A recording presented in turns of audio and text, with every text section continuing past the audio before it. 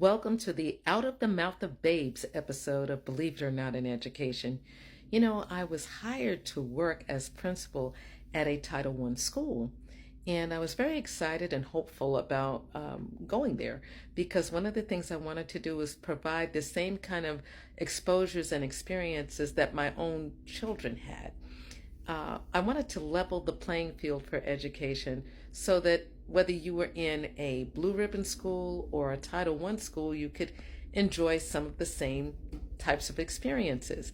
And so I was bringing a lot of things into the school. I was making sure that they were going on certain class trips. One of the things I brought in was yoga.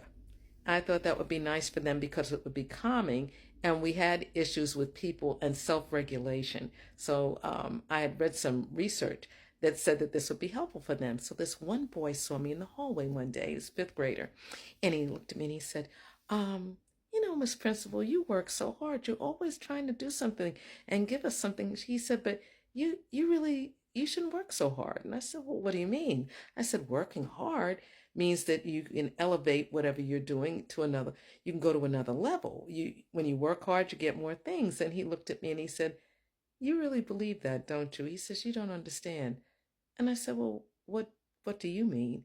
And he said, you can do all that stuff. He said, but it's never going to change.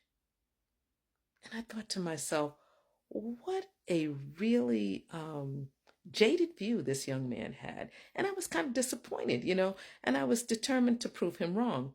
Well, my third year in, they got rid of the superintendent and brought in a woman who had co-taught second grade and had never been a principal.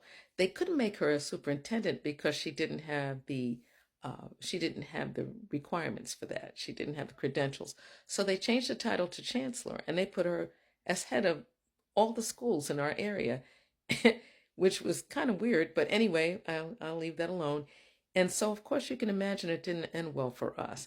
Her vision and her idea of what should have been going on in the schools did not match the population that we had. And so at any rate, at the end of the year, I left and went to a private school. But what that experience taught me was this: that young man was absolutely right. It was never going to change. He understood that. I didn't. What was expected of us was to warehouse those children and then possibly experiment on them, try things to see if they would work or not work, because it was almost like it didn't matter because they were expendable. So we could just try stuff and see if it worked. That's what it felt like to me. And that was one thing. The second thing I learned was this: that when you have a different vision of what you believe school should be about than the people above you, that is the time to go. Had I understood that the expectation was not for me to level the playing field for those students, but just to warehouse them, I wouldn't have stayed. I wouldn't have come to begin with. And it was unfortunate. I felt that I guess it was time well spent in the sense that at least I did what I could while I was there. But I was very disappointed. I didn't want to be involved with something that required us to have that goal. Let me know if you've ever been in a situation in which your goals for the education of the children in front of you were very different from the ones that the people above you had.